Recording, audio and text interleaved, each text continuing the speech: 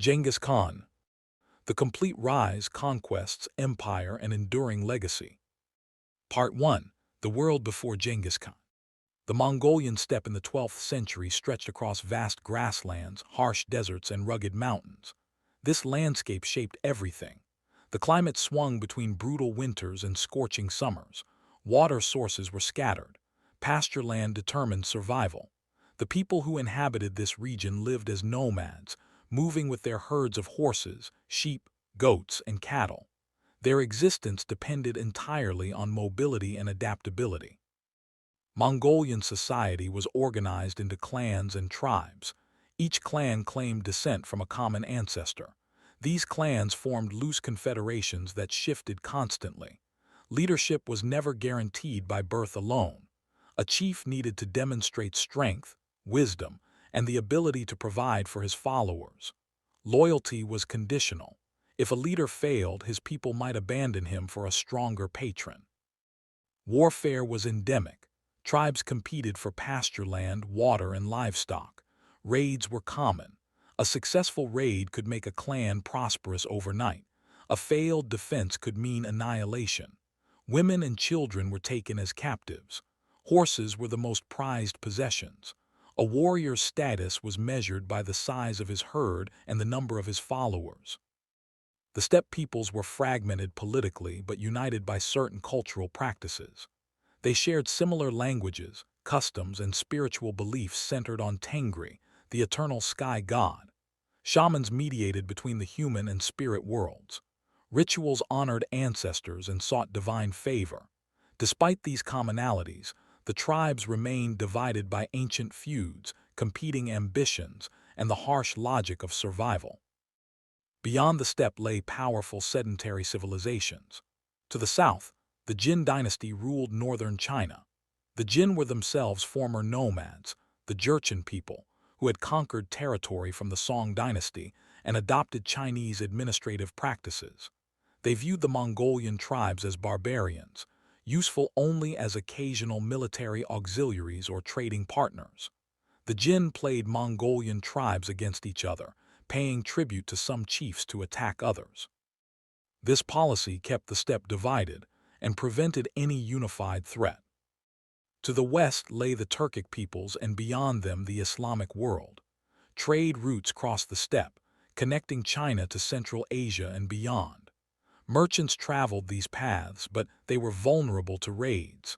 The steppe was not a unified political entity, but a patchwork of competing groups, none strong enough to dominate the others for long. The Mongolian steppe produced exceptional warriors. Life itself was training. Boys learned to ride before they could walk. They practiced archery from childhood. Hunting developed the skills needed for war, tracking, coordination, endurance, and the ability to kill efficiently. The composite bow, made from layers of wood, horn, and sinew, could pierce armor at considerable distance.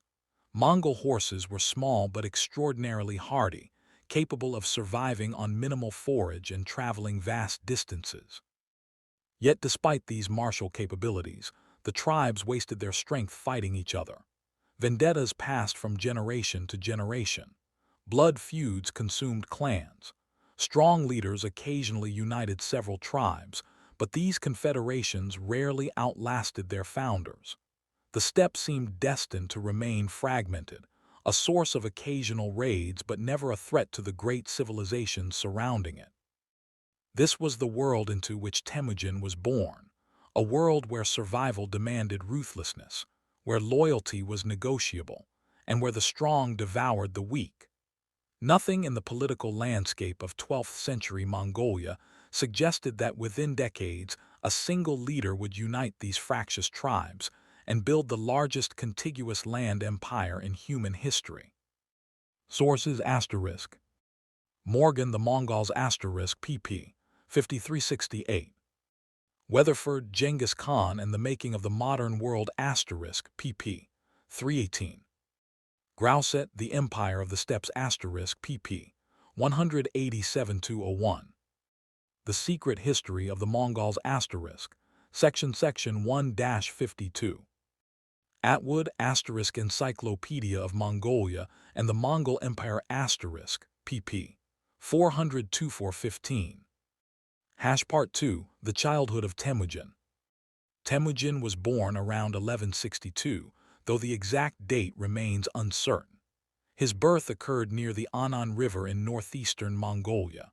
According to the secret history of the Mongols, the primary source for his early life, he was born clutching a blood clot in his fist, a sign, according to Mongol tradition, that he would become a great warrior. His father, Yesuje, was a chief of the Borjigin clan, part of the larger Mongol tribe. Yesuje was a respected warrior but not a paramount leader. He had recently kidnapped Temujin's mother, Holan, from a Merkit tribesman named Childu. This abduction created a blood feud that would haunt Temüjin for years. The name Temüjin itself came from a Tatar chief Yesuje had captured around the time of the birth. Naming a child after a defeated enemy was a common practice, meant to transfer the enemy's strength to the child. Temujin's early childhood was relatively secure. His father's position provided protection and status. When Temüjin was about 9 years old, Yesuje took him to find a bride among Holan's relatives. They stopped at the camp of Day Sechin, who offered his daughter Bert. The arrangement was made, and Temüjin was left with Bert's family to serve them, as was customary before marriage. While returning home, Yesuje encountered a group of Tatars.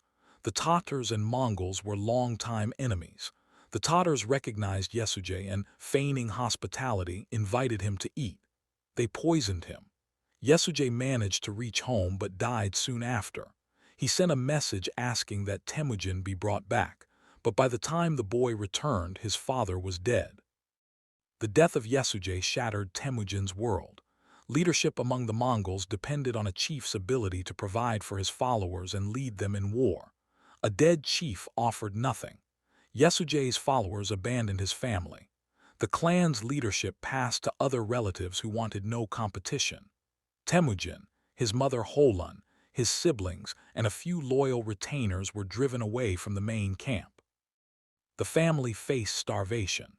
Holan gathered wild plants and fruits. The children fished in the rivers and hunted small game with makeshift equipment. They lived in extreme poverty, constantly moving to avoid hostile groups.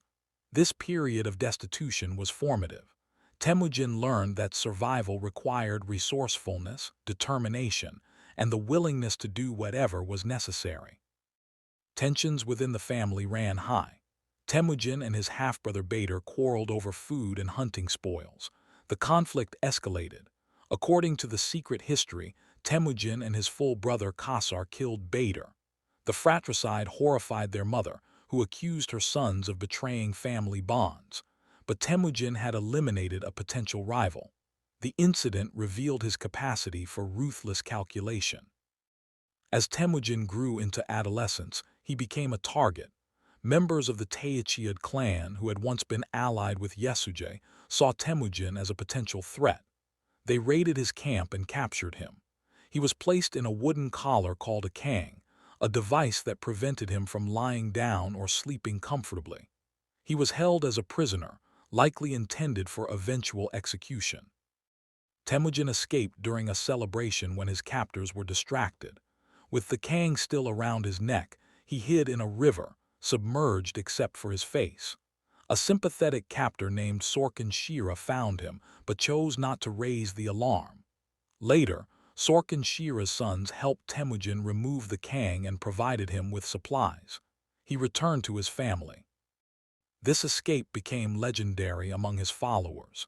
It demonstrated not only his courage and cunning, but also his ability to inspire loyalty even among those who had no obvious reason to help him. Temüjin never forgot those who aided him. Years later, when he had become powerful, he rewarded Sorkin Shira's family generously. The hardships of Temüjin's youth shaped his worldview. He learned that traditional bonds, clan, kinship, tribal affiliation, could dissolve instantly when circumstances changed. He learned that loyalty had to be earned and maintained through tangible benefits. He learned that survival often required breaking conventional rules. These lessons would inform his later policies as he built an empire based on meritocracy rather than aristocratic birth. on rewarded loyalty rather than assumed tribal allegiance. Sources asterisk. The Secret History of the Mongols asterisk. Section 53-77. Weatherford, Genghis Khan and the Making of the Modern World asterisk. pp. 1942. McLynn, Genghis Khan, His Conquests, His Empire, His Legacy asterisk. pp. 3461. Rechnevsky, Genghis Khan, His Life and Legacy asterisk. pp. 1328. Morgan, The Mongols asterisk. pp. 6974. Part 3, Becoming Genghis Khan. Temüjin's rise to power began with strategic alliances. His first move was to reclaim his bride. Shortly after his escape from the Temüjin, he returned to Day Sechen's camp to marry Bert. The marriage gave him legitimacy and a base of support. Shortly after the wedding, Merkit raiders attacked, seeking revenge for Yesugei's abduction of Holun decades earlier. They captured Bert and took her away. Temüjin lacked the military strength to rescue her alone. He turned to two powerful figures. The first was Togrul, Khan of the Karait tribe. Togrul had once been Anda, a sworn brother of Yesugei. Temüjin presented himself as a loyal son seeking help to avenge a wrong. Togrul agreed, motivated partly by the old alliance and partly by the bride price gifts Temüjin offered. The second ally was Jamaka, a childhood friend. Jamaka and Temüjin had sworn brotherhood as boys.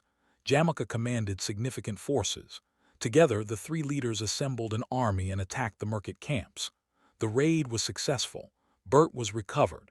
She was pregnant, and the child born months later, Jacha, was of uncertain parentage. This ambiguity would create succession problems later, but Temüjin publicly accepted Jacha as his son. The successful rescue elevated Temüjin's status. He now had a network of obligations and alliances. He began attracting followers. His camp grew. People joined him because he was generous to his supporters, sharing plunder fairly and promoting based on ability rather than birth. This meritocratic approach was unusual and appealing to talented individuals from minor clans. For a time, Temüjin and Jamaka remained close allies. They traveled together, their camps moving in coordination. But tensions developed. The Secret History records that the break came over a seemingly minor incident involving the position of their camps, but the underlying cause was competition for followers and leadership. People were choosing sides.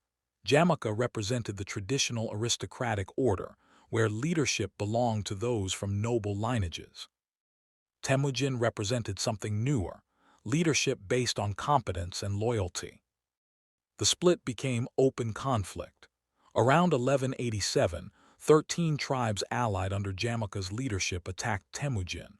This coalition outnumbered Temüjin's forces significantly. The Battle of Dalen Baltshut ended in defeat for Temüjin. He retreated with his remaining followers. It seemed his bid for power might end. But Jamaka made a critical error. After the battle, he ordered 70 of Temüjin's captured allies boiled alive in cauldrons. This act horrified many Mongols. It violated customary laws of warfare and seemed gratuitously cruel. Some of Jamaka's own allies defected to Temüjin, viewing him as the more honorable leader. Over the next decade, Temüjin steadily accumulated power. He maintained his alliance with Togrul, assisting the Karait Khan in various campaigns. In return, Togrul supported Temüjin's efforts to consolidate control over Mongol tribes. Temüjin's military reputation grew. He fought the Tatars, the Merkits, and various other groups. He was defeated occasionally but learned from each setback. A pivotal moment came in 1203 when Temüjin's relationship with Togrul collapsed. Togrul's son suspected Temüjin of growing too powerful and convinced his father to betray him. Togrul invited Temüjin to a feast, a trap designed to capture or kill him. Temüjin was warned and avoided the ambush. War followed. After difficult fighting, Temüjin defeated the Karait forces. Togrul was killed while fleeing. Temüjin absorbed the Karait warriors and resources. By 1204, Jamaka's coalition was the last significant opposition. Temujin's forces defeated Jamaka decisively. Jamaka fled but was eventually betrayed by his own men and handed over to Temüjin. According to the secret history, Temüjin offered Jamaka a chance to renew their brotherhood, but Jamaka refused, asking instead for an honorable death. Temüjin granted this, having him executed without shedding blood, a death reserved for nobility. In 1206, a Kurultai, a great assembly of Mongol chiefs, convened near the Anan River. The assembled leaders proclaimed Temüjin as Genghis Khan, meaning universal ruler or oceanic ruler. The exact etymology remains debated, but the title signified supreme authority over all the Mongol tribes. The Kurultai of 1206 was more than a coronation. It marked the creation of a new political entity. Genghis Khan reorganized Mongol society fundamentally. He broke the power of the old tribal aristocracy by redistributing people into new military units based on the decimal system. Groups of 10, 100, 1,000, and 10,000 replaced traditional clan structures. Commanders were chosen for competence, not birth. He established laws, the Yasa, that applied to everyone, including himself and his family. This transformation unified the steppe for the first time. What had been dozens of feuding tribes became a single organized state with a common legal code, a unified military command, and a leader whose authority was unquestioned. The implications would soon become apparent far beyond the Mongolian plateau. Sources **. The Secret History of the Mongols **. Section 78-202. Weatherford, Genghis Khan and the Making of the Modern World ** pp. 4373.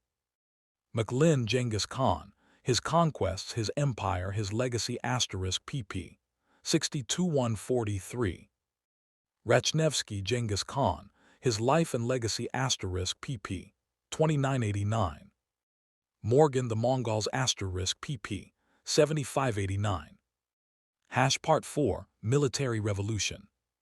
The Mongol military system under Genghis Khan represented a revolution in warfare. It combined steppe traditions with organizational innovations that made the Mongol army the most effective fighting force of its era. The foundation was the decimal system. Every Mongol male was enrolled in units of 10, called arbans. 10 arbans formed a zun of 100. 10 zuns formed a minghan of 1,000. 10 minghans formed a tumen of 10,000. This structure provided clear chains of command and allowed for rapid communication of orders across the entire army. Commanders at every level were personally appointed by Genghis Khan based on proven ability.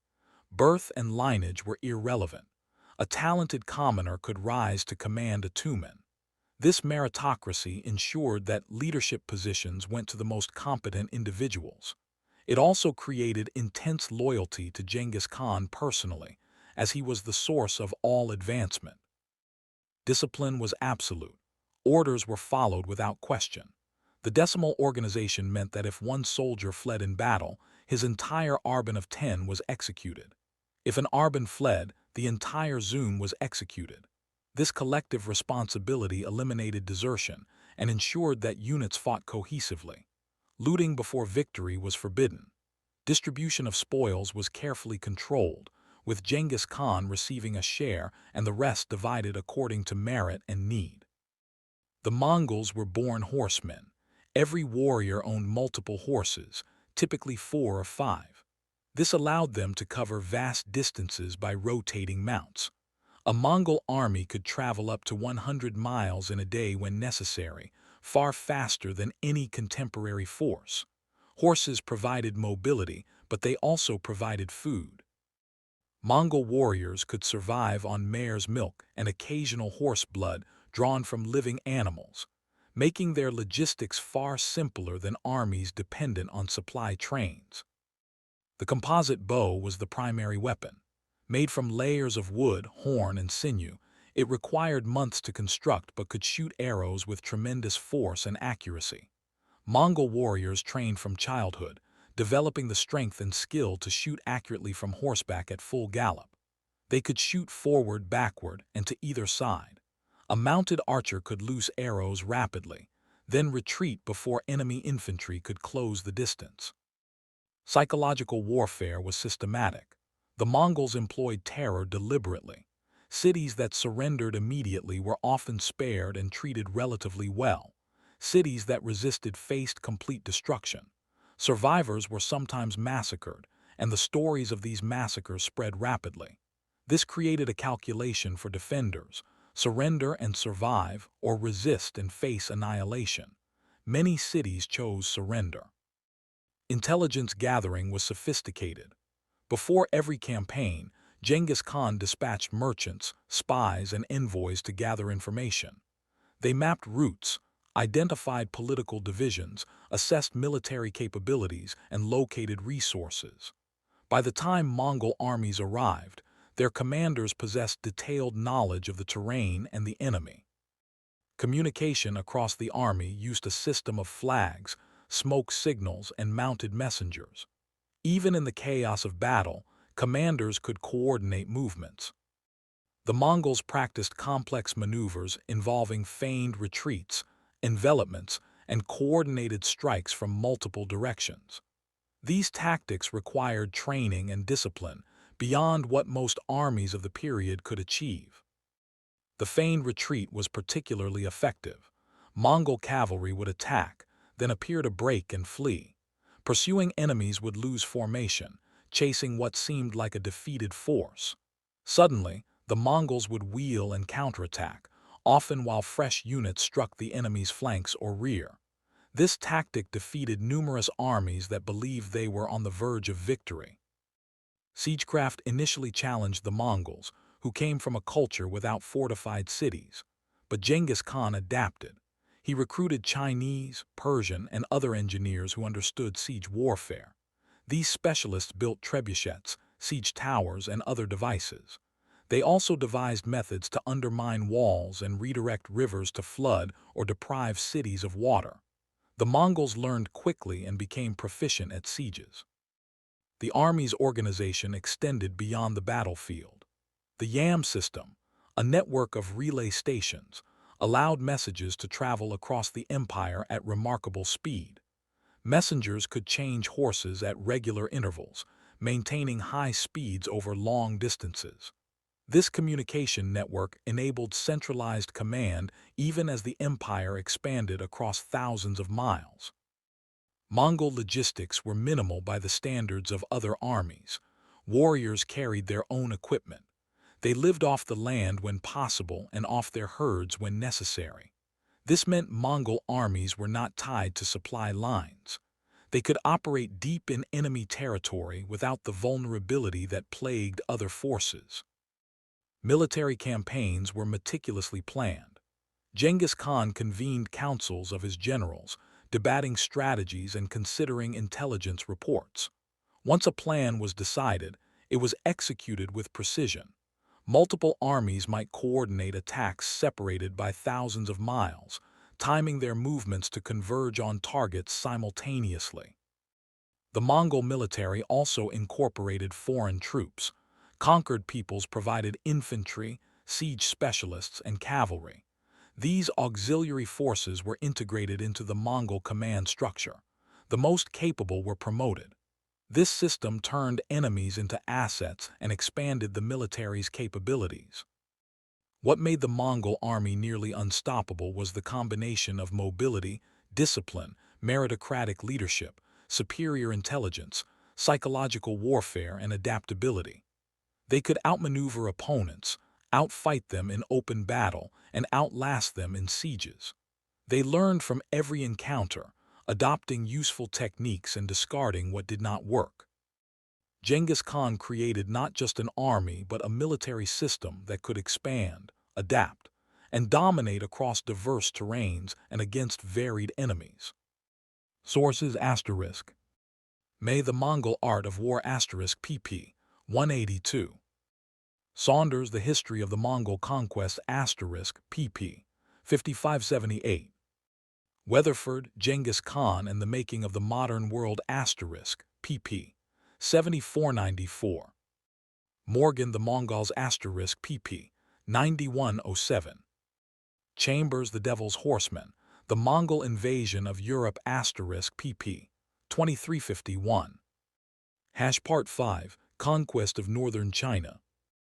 The Jin dynasty controlled northern China. It ruled over millions of people from its capital at Jiangdu, modern Beijing.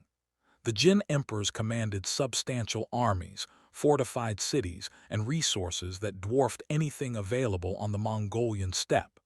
Yet within 2 decades, Genghis Khan would bring this powerful state to its knees. The conflict began in 1205 with raids into Jin territory. These initial campaigns were probes, testing defenses and gathering plunder. The Mongols struck border regions, looted and withdrew before Jin armies could respond. These raids provided experience in fighting against fortified positions and Chinese military tactics. In 1207, Genghis Khan attacked the Tangut-ruled Western Xia, a state in northwestern China that controlled important sections of the Silk Road. The campaign forced Western Xia into tributary status. More importantly, it secured the Mongol western flank before the main assault on the Jin. The full invasion of Jin territory began in 1211. Genghis Khan led an army estimated at around 90,000 warriors, though numbers in historical sources vary. The Mongols crossed into Jin territory through multiple passes in the frontier defenses. Jin commanders expected the nomads to raid and retreat as before. Instead, the Mongols advanced systematically, besieging cities and defeating Jin armies in open battle. The Battle of Yehuling in 1211 proved decisive. Jin forces attempted to block Mongol advances through a fortified pass. After initial setbacks, the Mongols feigned retreat, drawing the Jin army out of its defenses. The Mongols then counterattacked, inflicting catastrophic casualties. Estimates suggest that tens of thousands of Jin soldiers died. The defeat shattered the Jin's confidence and opened the way deeper into their territory. City after city fell. The Mongols adapted their tactics to siege warfare. They employed Chinese engineers who had defected or been captured. These specialists constructed siege engines and advised on how to breach fortifications. The Mongols also used terror systematically. Cities that surrendered were often spared, though required to provide supplies and troops. Cities that resisted faced destruction. Jiangdu itself was besieged multiple times. The first siege began in 1213. The city's massive walls and large garrison made direct assault costly. The Mongols blockaded the city, cutting off supplies. Disease and starvation spread inside. Jin Emperor Xuanzang eventually negotiated, offering tribute, hostages, and recognition of Mongol supremacy in the north. Genghis Khan accepted and withdrew. But the Jin court then relocated south to Kaifeng, a move Genghis Khan interpreted as preparation for renewed war. In 1215, Mongol armies returned. This time the siege was relentless. With no prospect of relief, Jiangdu's defenders eventually collapsed. The city fell in June 1215. The Mongols permitted widespread looting. Fires raged for months. The destruction of Jiangdu was nearly total. The fall of Jiangdu provided the Mongols with enormous wealth, gold, silk, craftsmen, and administrative expertise. Genghis Khan appointed administrators to govern the conquered territories. He employed Khitan and Chinese officials who understood bureaucratic governance. This marked a shift from pure conquest to empire building. The Mongols began extracting regular tribute rather than just plundering. The Jin dynasty continued to exist, controlling southern portions of northern China, but it was crippled.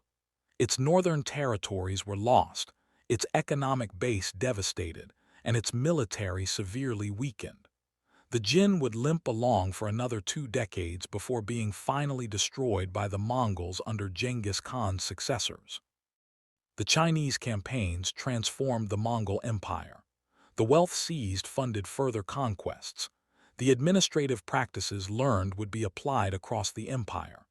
The engineers and craftsmen captured improved Mongol military capabilities. The campaigns also demonstrated that the Mongols could defeat and govern sedentary civilizations, not merely raid them. Sources **. Weatherford, Genghis Khan and the Making of the Modern World *pp. 95-113.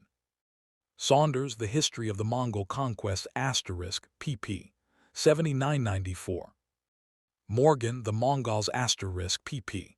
108-123. Rosabi, China Among Equals *pp. 243-59.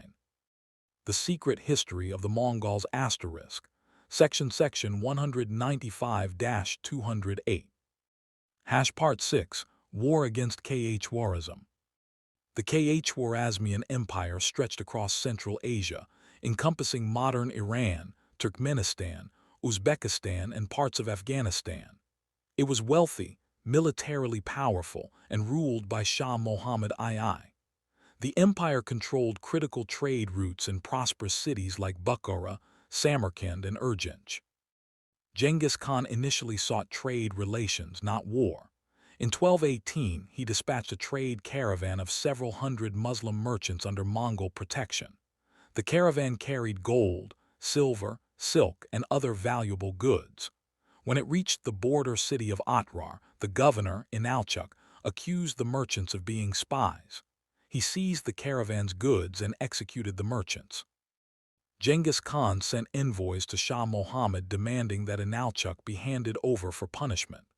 Shah Mohammad not only refused but executed the head of the Mongol embassy and sent the other envoys back with their beards shaved, a grave insult. This act sealed the fate of the Khwarezmian Empire. In 1219, Genghis Khan assembled an army estimated between 100,000 and 200,000, though exact figures remain debated. The force included Mongol cavalry and auxiliary troops from conquered peoples. The scale of the invasion was unprecedented in Central Asian history. The Mongols invaded from multiple directions. This strategy divided Khwarezmian defenses and prevented concentration of forces. Shah Mohammad faced a strategic dilemma. He could either concentrate his army and risk losing cities, or garrison cities and fragment his forces. He chose the latter. His armies were distributed across fortified cities, believing the walls would provide protection. The Mongol advance was swift. They first struck Otrar. The siege lasted 5 months. When the city fell, Inalchuk was executed by having molten silver poured into his eyes and ears, a punishment both symbolic and brutal. The city's population was massacred or enslaved. Bukhara fell in February 1220. The Mongols arrived unexpectedly after crossing the supposedly impassable Kizilkum Desert. The city's garrison attempted to break out but was slaughtered. The remaining population surrendered. Genghis Khan reportedly entered the main mosque and declared that he was the scourge of God sent to punish them for their sins. Whether he actually said this is debated, but the story spread widely. The city was looted, and many inhabitants were killed or enslaved. Fires destroyed much of Bukhara. Samarkand, one of Central Asia's greatest cities, was besieged in March 1220. The Mongols brought siege engines and tens of thousands of captives driven ahead as human shields and labor. The city's defenses crumbled within days. The population suffered mass executions, though skilled craftsmen were spared and deported to Mongolia. Shah Mohammad fled west, pursued by a Mongol detachment led by generals Jebe and Subutai. The Shah died on an island in the Caspian Sea in 1221, broken and defeated. His son, Jalal ad-Din, continued resistance, proving a capable military leader. He defeated a Mongol force at Parwan in 1221, one of the few victories against Genghis Khan's armies. But Genghis Khan personally led forces against Jalal ad-Din, defeating him decisively at the Battle of the Indus River. Jalal ad-Din escaped, but his army was destroyed. Urgench, the Khwarezmian capital, endured a prolonged siege in 1221. The city was defended fiercely by the Shah's mother, Turkan Khatan. The siege lasted months. When the Mongols finally breached the defenses, The fighting was house to house. The city was systematically destroyed. Mongol engineers reportedly diverted the Amu Darya River to flood the ruins, ensuring the city could not be rebuilt quickly. The destruction across Khwarezm was immense. Contemporary chroniclers, both Muslim and Chinese, described scenes of unprecedented devastation. Entire cities were reduced to rubble. Irrigation systems critical to agriculture were destroyed. Population losses were catastrophic, though exact numbers are impossible to determine. Estimates range from hundreds of thousands to millions dead, though some modern historians caution that medieval chroniclers often exaggerated casualty figures for dramatic effect. The Mongols employed psychological warfare deliberately. They allowed some refugees to escape besieged cities to spread terror. They displayed the corpses of defenders as warnings. They offered surrender terms that seemed generous compared to the alternative, encouraging capitulation. The strategy worked. Many cities surrendered without serious resistance once the pattern became clear. The Khwarezmian campaign demonstrated the Mongols' capacity for large-scale, coordinated operations across vast distances. It also showed their ruthlessness. The level of destruction was meant to send a message: resist and face annihilation. The campaign eliminated a major Central Asian power and opened the way for Mongol expansion into the Middle East. Sources **. Saunders, The History of the Mongol Conquests * pp. 95–120. Weatherford, Genghis Khan and the Making of the Modern World * pp. 114–132. Jackson, The Mongols and the Islamic World * pp. 73–94. Juveni, The History of the World Conqueror * pp. 79–158. Morgan, The Mongols * pp. 124–137. Part 7. Expansion across Eurasia. While Genghis Khan personally directed operations in Central Asia, he dispatched armies to pursue broader objectives. The most remarkable campaign was conducted by Jebe and Subutai, two of his most talented generals. After Shah Muhammad's death, Jebe and Subutai did not return to the main army. Instead, they continued west with approximately 20,000 cavalry. This expedition would become one of history's greatest cavalry raids, covering thousands of miles over 3 years. The Mongol force moved through northern Persia, defeating local armies and sacking cities. They entered the Caucasus region, navigating mountain passes and fighting Georgian and Armenian forces. In the Caucasus, they encountered a coalition of Kipchak Turks and Alans. Using diplomacy and deception, the Mongols convinced the Kipchaks to abandon their allies, then defeated the Alans. Afterward, they turned on the Kipchaks and defeated them as well. Emerging onto the steppes north of the Caucasus, the Mongols encountered the Rus principalities. These were feudal states centered on cities like Kiev, Vladimir, and Novgorod. The Kipchaks who had survived the Mongol attacks fled to the Rus princes seeking aid. Prince Mstislav of Galicia and other Rus leaders assembled an army estimated at around 80,000 to confront the invaders. The armies met at the Kalka River in 1223. The Rus princes were disunited, each commanding his own forces with little coordination. The Mongols employed their standard tactics: harassment, feigned retreat, and ambush. The Rus forces pursued what appeared to be a fleeing enemy. When the Mongols turned to fight, they caught the Rus forces disorganized and strung out. The battle became a slaughter. Thousands of Rus warriors died. Several princes were captured. According to Mongol custom, captured nobles were sometimes given deaths without bloodshed.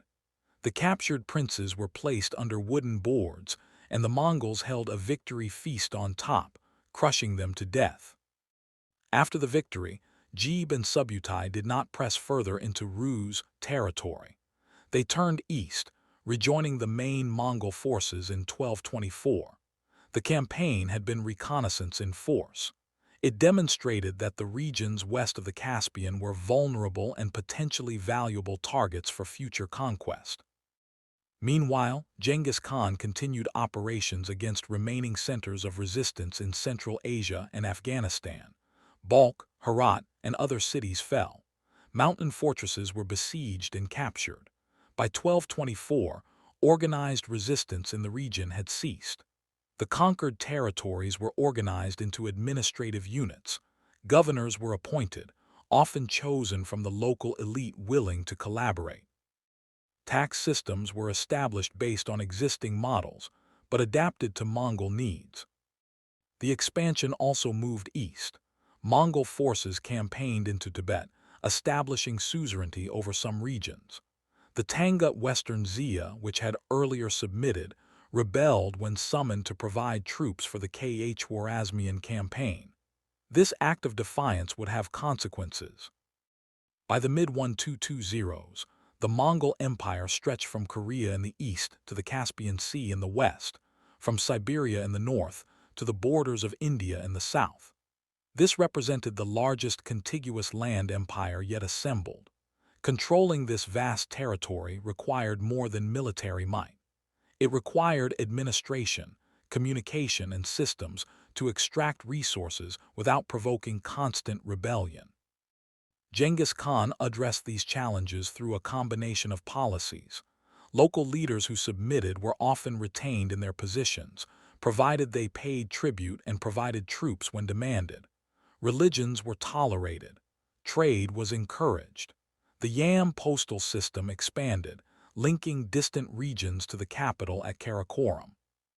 The empire's expansion brought diverse peoples under Mongol rule: Chinese peasants, Persian merchants, Turkic nomads, Russian princes, Tibetan monks. Managing this diversity required pragmatism. Genghis Khan's laws emphasized loyalty and obedience, but allowed considerable cultural autonomy. What mattered was submission to Mongol authority and fulfillment of obligations. The campaigns also exposed the Mongols to new technologies, administrative practices, and ideas. Chinese bureaucracy, Persian literary culture, and Muslim scholarship all influenced the developing Mongol imperial system. Genghis Khan, though illiterate himself, recognized the value of literacy and administration. He adopted the Uyghur script for writing Mongolian and employed scribes to maintain records. Sources **. Saunders, The History of the Mongol Conquests *pp. 120–1154. Weatherford, Genghis Khan and the Making of the Modern World *pp. 130–152. Halperin Russia and the Golden Horde *pp. 1534. May the Mongol Empire *pp. 95–118. Morgan, The Mongols *pp. 138–152. Part 8, Government and Administration. Genghis Khan's empire required governance systems that could function across vast distances and diverse populations. The administrative structure he created combined Mongol traditions with practices adopted from conquered civilizations. The foundation of Mongol law was the Yasa, a code attributed to Genghis Khan. The exact content of the Yasa is debated because no complete written version survives. What is known comes from fragmentary references in later sources. The Yasa emphasized loyalty, discipline, and meritocracy. It prescribed harsh punishments for crimes like theft, adultery, and lying. It established rules for military conduct, hunting, and even drinking. Importantly, the law applied to everyone, including the ruling family. This universal application was unusual for the time and helped legitimize Mongol rule. Religious tolerance was official policy. Genghis Khan's empire included Buddhists, Muslims, Christians, shamanists, and others. The Mongols exempted religious institutions from taxation and conscription. Clerics of all faiths were honored and protected. This tolerance had practical motivations: preventing religious revolts and securing the cooperation of religious authorities who held influence over populations. But it also reflected Genghis Khan's pragmatic worldview. He reportedly consulted with religious leaders of various traditions. interested in their knowledge and willing to learn from anyone. Taxation was systematically organized. In sedentary regions, the Mongols initially relied on local systems, demanding a percentage of agricultural production, often around 10%, though rates varied. Census taking became standard. Mongol administrators counted households to establish tax bases. This required cooperation from local elites, who often remained in administrative positions under Mongol supervision. Trade flourished under Mongol rule. Genghis Khan recognized that commerce generated wealth that could be taxed. Merchants were protected. The yam system provided not just military communication but also supported trade. Travelers with official tablets, pases, could requisition food, horses, and shelter at relay stations. His descendants ruled over an empire that would eventually stretch from the Pacific Ocean to Eastern Europe, encompassing the largest contiguous land empire in history. Sources ***. The Secret History of the Mongols ***. Section 252-268. Weatherford, Genghis Khan and the Making of the Modern World ***, pp. 175–183. McLynn, Genghis Khan, His Conquests, His Empire, His Legacy ***, pp. 443–467. Rachnevsky, Genghis Khan, His Life and Legacy ***, pp. 130–158. Morgan, The Mongols ***, pp. 173–181. Part 10 Legacy. The empire Genghis Khan created was the largest contiguous land empire in human history.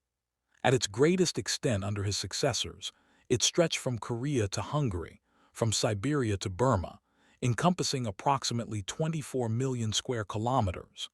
This territorial extent dwarfed the Roman Empire, the Islamic caliphates, and every other polity that had preceded it. The immediate impact was demographic and economic. Population losses during the Mongol conquests were substantial, particularly in Central Asia, Persia, China, and Eastern Europe. Estimates vary widely, and medieval chroniclers often exaggerated numbers, but modern historians agree that millions died through warfare, massacre, starvation, and disease. The destruction of irrigation systems in Central Asia caused agricultural collapse in some regions that took centuries to recover. Yet the Mongol conquest also created conditions for unprecedented exchange. The Pax Mongolica, the Mongol peace, stabilized trade routes across Eurasia. Merchants could travel from the Mediterranean to China with relative safety, protected by Mongol law and infrastructure. This revitalized the Silk Road. Technologies, goods, and ideas circulated more freely than at any time since the collapse of the classical empires.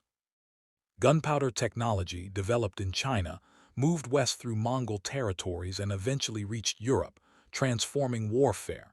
Paper, printing, and the compass similarly traveled. Medical knowledge from the Islamic world reached China. Chinese artistic styles influenced Persian miniature painting.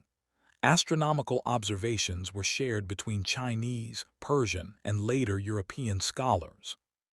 Religious exchange intensified. Buddhist missionaries from Tibet traveled to the Mongol court. Nestorian Christians found patronage. Muslim scholars served Mongol rulers. This mixing of religious traditions occurred under the protection of Mongol policies of tolerance. While forced conversions and religious violence occurred in various contexts, the official Mongol stance encouraged coexistence. The political legacy was complex. The Mongol model of empire influenced successor states. The emphasis on meritocracy, legal codes applicable to rulers and ruled alike, and religious tolerance became reference points, though honored more in principle than practice by later regimes. The administrative techniques developed to govern diverse populations informed the practices of empires that followed. The Mongol Empire fragmented after the mid-13th century into several khanates: the Golden Horde in Russia, the Ilkhanate in Persia, the Chagatai Khanate in Central Asia, and the Yuan dynasty in China. These successor states competed and sometimes fought each other, but they maintained elements of the administrative and cultural systems Genghis Khan had established. In Russia, Mongol rule, the Tatar yoke, lasted for centuries.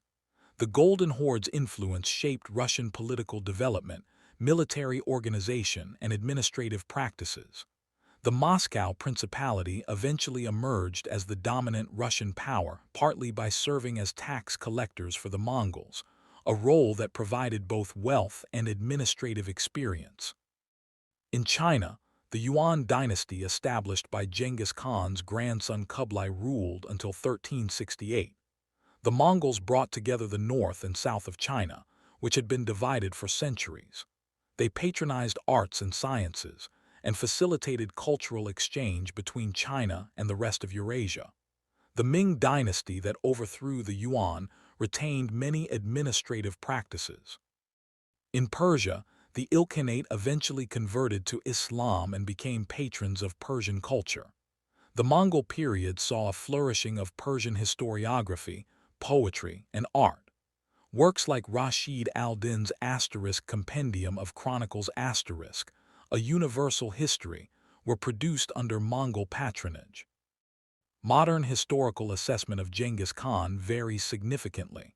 For centuries, especially in European and Middle Eastern sources, he was portrayed as a barbarian destroyer, the scourge of God, a figure of terror whose conquests brought only death and ruin. These portrayals dominated Western historical consciousness. In Mongolia, Genghis Khan has long been a national hero, the founder of the Mongol nation and the greatest of all Mongol leaders. During the 20th century, particularly under Soviet influence, public veneration was suppressed. After Mongolia's democratization in the 1990s, Genghis Khan's image was rehabilitated, and he became a central symbol of Mongolian national identity. More recent scholarship, particularly the work of historians like Jack Weatherford, has emphasized Genghis Khan's role in facilitating exchange and creating systems that promoted trade, communication, and cultural interaction. This revisionist view does not deny the violence of the conquests, but argues that the long-term effects included significant positive developments in global connectivity. Other historians caution against romanticizing Genghis Khan. They emphasize the scale of violence, the deliberate use of terror, and the suffering inflicted on conquered populations. Frank McLynn and others argue that while the Mongol Empire had lasting effects, these should not obscure the brutality of how it was created. The truth likely incorporates both perspectives. Genghis Khan was a product of his time and environment, where violence was endemic and survival demanded ruthlessness. He created systems that were effective for their purpose, consolidating and maintaining control over vast territories. He demonstrated adaptability, learning from conquered peoples and incorporating useful practices. He promoted meritocracy and religious tolerance, policies that were unusual for the era. At the same time, his conquests caused immense suffering. Cities were destroyed, populations massacred, cultures disrupted. The terror tactics employed were calculated and systematic. The scale of the violence was extraordinary even for the medieval period. Genghis Khan's influence on world history is undeniable. He transformed the political geography of Eurasia. He facilitated exchanges that accelerated cultural, technological, and economic developments. He demonstrated that nomadic peoples could create and govern sedentary empires. He established patterns of governance and military organization that influenced later states.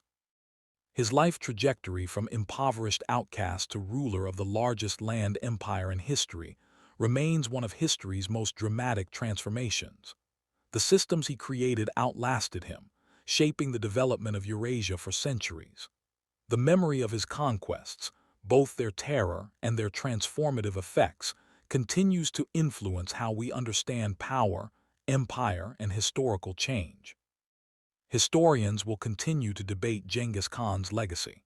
Was he primarily a destroyer or a creator, a barbarian conqueror or a visionary state builder?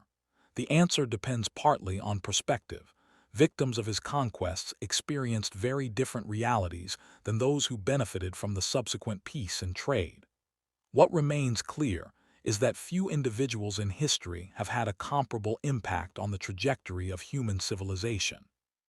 Sources: Weatherford, Genghis Khan and the Making of the Modern World * pp. 184–64. McLynn, Genghis Khan, His Conquests, His Empire, His Legacy * pp. 468–512. Morgan, The Mongols * pp. 182–05.